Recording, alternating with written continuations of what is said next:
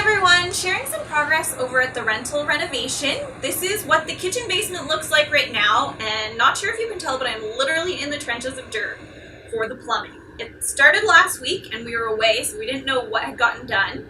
They just need to finish putting in the lines into the kitchen and some in the bathroom, and then fill it back up with all the dirt that's here, fill it up with concrete, and then we can get the floors done, and then the walls up, and actually start our kitchen. I'm sharing the design plans this week, so you can continue watching this video or you can go check out the blog post for more info, and then hopefully you like it and hopefully it looks good when it's done, because it is far from looking good now and I hope it's gonna get better. Thanks.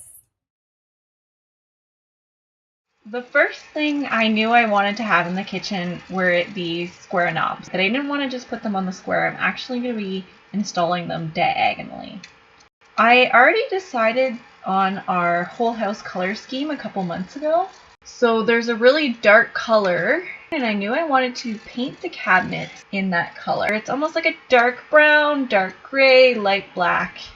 I want to bring in a champagne bronze gold kind of faucet to tie in with the knobs on the cabinets. Found one that hopefully will work.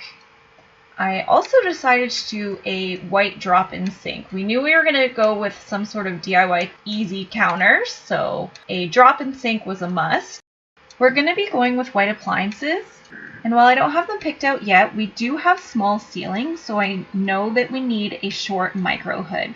We'll be doing laminate concrete look counters. They're actually from IKEA. It's the light gray concrete color.